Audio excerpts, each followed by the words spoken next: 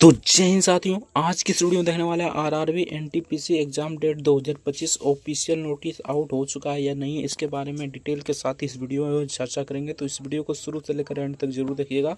Official notice NTPC और full syllabus देखने वाले हैं, यानी कि एनटीपीसी के लिए फुल सिलेबस देखने वाले हैं, topic wise math plus reasoning, और इसमें आप 30/30 कैसे ला सकते हैं इसके बारे में पूरा डिटेल के साथ इस वीडियो में बताएंगे। तो इस वीडियो को शुरू से लेकर एंड तक जरूर देखिएगा। चैनल पर नए हैं तो चैनल को सब्सक्राइब कर लीजिएगा, वीडियो को लाइक नहीं किया तो वीडियो को लाइक जरूर से कर दीजिएगा।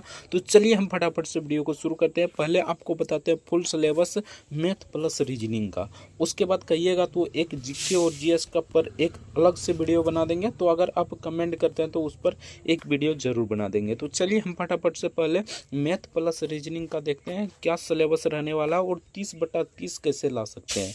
तो चलिए फटाफट से वीडियो को शुरू करते हैं। आपसे ये रिक्वेस्ट होगा कि वीडियो को शुरू से लेकर एंड तक जरूर देखिएगा बिना स्किप किए। तो पहले देख लेते हैं यहाँ पर रीजनिंग का, पहले मैथ का ही देख लेते हैं, ठीक ना। उसके बाद देखेंगे रीजनिंग का सिलेबस और कैसे 30 में 30 ला सकते हैं। तो इस वीडियो को शुरू से लेकर एंड तक जरूर देखिएगा, तभी आपको पता चल जाएगा। और एनटीपीसी का एग्जाम कब तक होगा इसके बारे में भी जानकारी दे देंगे। तो इस वीडियो को शुरू से लेकर एंड तक जरूर देखिएगा। अगर आप एनटीपीसी की तैयारी कर रहे हैं तो आपके लिए बहुत ही महत्वपूर्ण वीडियो होने वाला है। तो चलिए पहले औसत देखते हैं, टॉपिक वाइज कितना कितना प्रश्न पूछा जाता है, किस टॉपिक से कितना प्रश्न पूछा जाता है। औसत की बात करें यानी एवरेज की बात करें तो इससे 2 प्रश्न पूछा जाता है, 2 से 3 प्रश्न पूछा जाता है। तो इसको कर लीजिएगा। संख्या पद्धति आप कर लिए होंगे, हमें मतलब कि हमें अनुभव हो रहा है कि आप ये सब टॉपिक कर लिए होंगे। बाकी आप लास्ट तक जरूर बने रहिएगा। जिस टॉपिक को आप नहीं पढ़े हैं तो उस टॉपिक को जरूर पढ़ लीजिएगा अच्छे से, और आपको लास्ट में हम बताएंगे किस प्रकार आपको तैयारी करना है ताकि आप 30/30 ला सकते हैं या 30 में 30 ला सकते हैं। कोई बड़ी बात नहीं है, आराम से ला सकते हैं। तो चलिए यहाँ पर औसत से आपका 2 से 3 प्रश्न पूछा जाता है। तो औसत को देख लीजिएगा। संख्या पद्धति यानी कि नंबर सिस्टम को देख लीजिएगा, इससे भी 2 से 3 प्रश्न पूछा जाता है। लाभ और हानि प्रॉफिट एंड लॉस से आपका 2 से 3 प्रश्न पूछा जाता है। तो इसको भी देख लीजिएगा। DI जिसे ग्राफ कहते हैं, ठीक ना, ग्राफ में आपको क्वेश्चन पूछा जाएगा। चार्ट वाइज भी क्वेश्चन पूछा जाएगा, इससे 2 से 3 प्रश्न पूछा जाता है। इसको भी अच्छे से देख लीजिएगा। परसेंटेज, अगर परसेंटेज आप अर्थमेटिक पढ़ रहे हैं, अगर परसेंटेज नहीं पढ़े हैं तो आप जान लीजिए कुछ नहीं बना सकते हैं। परसेंटेज को अच्छे से पढ़ना है, ठीक ना। इससे 2 से 3 प्रश्न पूछा जाता है। इससे आपका लाभ और हानि भी बन जाएगा, ठीक ना। बहुत सारा क्वेश्चन इससे बन जाएगा, ठीक ना। अब देख लेते हैं बीजगणितीय जिसे हम बोर्ड मास कहते हैं, ठीक ना। उससे आपका 1 से 2 प्रश्न पूछा जाता है। नॉर्मल क्वेश्चन पूछा जाता है, आराम से बना लीजिएगा। त्रिकोणमिति से 1 से 2 प्रश्न पूछा जाता है।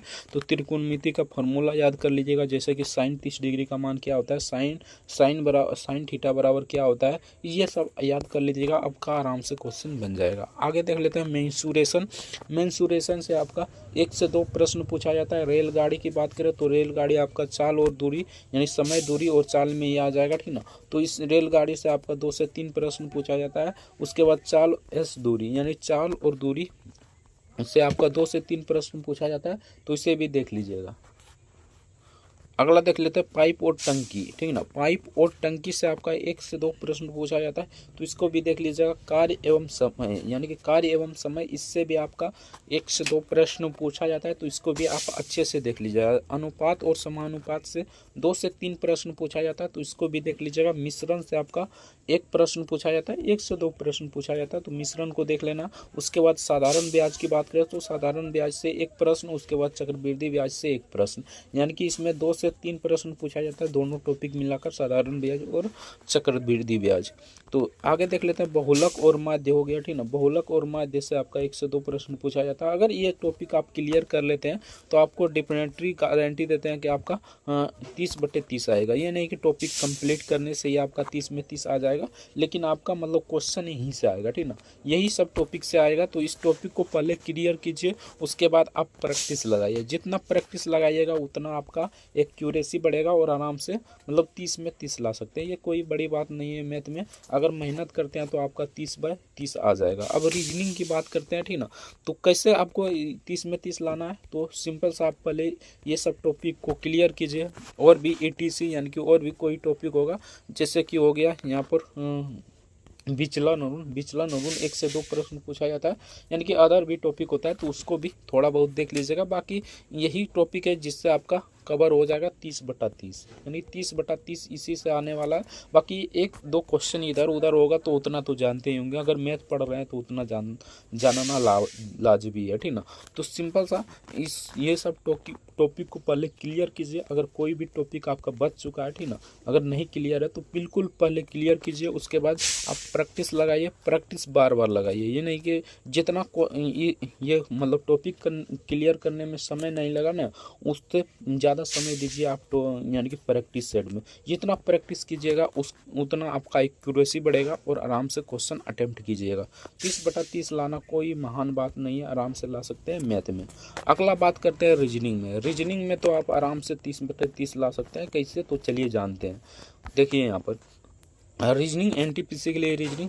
अब रक्त संबंध बहुत ही नॉर्मल क्वेश्चन होता है, ठीक ना। एक बार देख लीजिएगा तो आराम से बना लीजिएगा।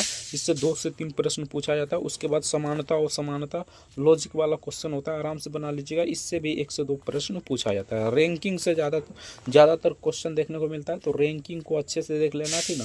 यानी कि मान लीजिए 20वां स्थान पर ये है, ठीक ना। एक आदमी 20वां स्थान पर है दाएँ से, उसके बाद 21वां स्थान पर बाएँ से है, तो इसका मतलब कि दोनों का स्थान बताइए कहाँ पर है। तो इस प्रकार का क्वेश्चन पूछा जाता है। रैंकिंग से आराम से बना लीजिएगा। इससे 2 से 3 प्रश्न पूछा जाता है। बैठक व्यवस्था, यानी कि एक चार्ट दे देगा गोलाकार और 7 व्यक्ति दे देगा, सिंपल सा बिठाना है, उसके बाद बताना है इसके दाईं ओर कौन है।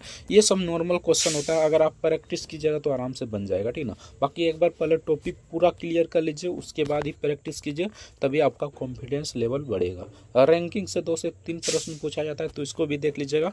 बैठक व्यवस्था से 1 से 2 प्रश्न पूछा जाता है, तो इसको भी देख लीजिएगा। वीडियो को शुरू से लेकर एंड तक जरूर देखिएगा। चैनल पर नए हो तो चैनल को सब्सक्राइब कर लीजिएगा। वीडियो को लाइक नहीं किया तो वीडियो को लाइक जरूर से कर दीजिएगा। बाद में हम प्रॉपर बताएंगे कब तक आपका एग्जाम हो सकता है, और लास्ट में हम बता देंगे कि आपका कब तक प्रॉपर एग्जाम हो सकता है। आगे देख लेते हैं कैलेंडर से तो अभी नहीं पूछा जा रहा है, बाकी पूछ सकता है, तो इससे भी देख लीजिएगा। 1 से 2 प्रश्न पूछा जाता है। घड़ी से आपका 1 से 2 प्रश्न पूछा जाता है, तो इससे भी देख लीजिएगा। श्रृंखला से आपका 2 से 3 प्रश्न, यानी कि ज़्यादातर प्रश्न रहता है, ठीक ना। जैसे कोडिंग डिकोडिंग से भी 2 से 3 प्रश्न रहता है। श्रृंखला आपका 2 से 3 प्रश्न रहता है, तो इसको भी देख लीजिएगा। कथन निष्कर्ष बहुत ही नॉर्मल होता है। कथन निष्कर्ष अगर प्रैक्टिस कीजिएगा तो आराम से बन जाएगा। इससे भी 2 से 3 से 4 प्रश्न पूछा जाता है। पूर्ण निर्धारण, इससे भी 1 से 2 प्रश्न पूछा जाता है। और वेन डायग्राम अगर अच्छे से जान गए, यानी कि ये मान लीजिए ये एक लड़का है और ये पुरुष है और ये एक लड़की है, तो इसका डायग्राम किस प्रकार बनेगा, इस प्रकार दे देगा, ठीक ना। और डायग्राम आपको चुनने के लिए कहेगा, तो सिंपल सा होता है, आराम से बना लीजिए। वेन डायग्राम से 1 से 2 प्रश्न पूछा जाता है। गणितीय अभिक्रिया, यानी कि गणित से भी थोड़ा बहुत इसमें क्वेश्चन रहता है, तो इसे भी देख लीजिएगा। इस यानी गणितीय अभिक्रिया इसको कहते हैं, यानी कि प्लस का अर्थ माइनस है, माइनस का अर्थ प्लस है, और यहाँ पर दे देगा 3 + 2 इस प्रकार दे देगा। तो आपको इसको बनाना था, ठीक ना। तो सिंपल सा यही गणितीय अभिक्रिया है। इससे 1 से 2 प्रश्न पूछा जाता है। और विविध, मान लीजिए जो भी बचा हुआ है, मान लीजिए जैसे हो गया रैंकिंग, कोडिंग डिकोडिंग, ये सब हो गया, ठीक ना। तो इसमें हम विविध मिला दिए। इससे 3 से 4 प्रश्न रहेगा। अब इतना पढ़ लेते हैं तो आपका 30 में 30 कोई नहीं रोक सकता। पहले इन सब टॉपिक को क्लियर कीजिए। जो भी टॉपिक आपका क्लियर नहीं है बिल्कुल उसे क्लियर कीजिए। उसके बाद आप प्रैक्टिस लगाइए, और प्रैक्टिस में 30 में 30 नहीं आएगा तो हमें बताइएगा, ठीक ना। अब बात करते हैं आपका एग्ज़ाम कब तक हो सकता है, यानी कि आरआरबी एनटीपीसी एग्ज़ाम डेट 2025। यहाँ पर तो लिख दिया ऑफिशियल नोटिस। इस प्रकार का आपका अगर यूट्यूब पर सर्च कीजिए तो बहुत सारा वीडियो मिल जाएगा, लेकिन इसमें हम सिलेबस भी बताएं कि आपका सिलेबस क्या है। उसके बाद आपको बताते हैं कि आपका ये एनटीपीसी का एग्ज़ाम डेट कब तक आ सकता है, ठीक ना। इसके बारे में बात करें तो अभी तक कोई ऑफिशियल नोटिस नहीं आया है। अभी इसका यानी कि ऑफिशियल नोटिस भी नहीं आया, और अभी तक इसका एप्लीकेशन स्टेटस भी जारी नहीं हुआ है कि एप्लीकेशन स्टेटस मतलब कि किसका फॉर्म रिजेक्ट हुआ है, किसका एक्सेप्ट हुआ है, ठीक ना। ये भी अभी जारी नहीं हुआ है, तो अभी पॉसिबल नहीं है कि आपका एग्ज़ाम डेट हो सकता है। बाकी अगर आप ग्रेजुएट लेवल है तो आपका जल्द ये एग्ज़ाम होने वाला है। बाकी आप 12th लेवल है वाला है तो आपके लिए अभी मतलब उस टाइम है थोड़ा, ठीक ना। आपका 2 मंथ टाइम है, तो आप आराम से तैयारी कर सकते हैं। अगर मैं मान लीजिए इधर से अगर कहिएगा तो एक जीके जीएस पर एक अलग से वीडियो बना देंगे, प्रॉपर वीडियो। हाँ हाँ, और ये एक जानकारी ये भी है, अगर इसको ये सब टॉपिक पढ़ लेते हैं और इसका प्रैक्टिस करना चाहते हैं, जैसे कि रक्त संबंध क्वेश्चन, यानी कि 100 क्वेश्चन प्लस, ठीक ना, 100 क्वेश्चन प्लस अगर प्रैक्टिस करना चाहते हैं तो डिस्क्रिप्शन में लिंक दिया होगा टेलीग्राम का, तो टेलीग्राम से जुड़ जाइएगा। वहाँ पर आपका मैथ का भी, यानी कि इसका भी, मैथ का भी आपका टॉपिक वाइज मिल जाएगा, प्रीवियस ईयर क्वेश्चन, यानी कि बुक ही मिल जाएगा। मान लीजिए अगर बुक परचेज करना चाहते हैं तो डिस्क्रिप्शन में लिंक दिया होगा, तो बुक को भी परचेज कर सकते हैं। अगर बुक नहीं परचेज करना चाहते तो सिंपल सा टेलीग्राम पर जुड़ जाइएगा, टेलीग्राम पर लिंक दिया होगा, टेलीग्राम का लिंक डिस्क्रिप्शन में दिया होगा, तो डिस्क्रिप्शन में टेलीग्राम से जुड़ जाइएगा।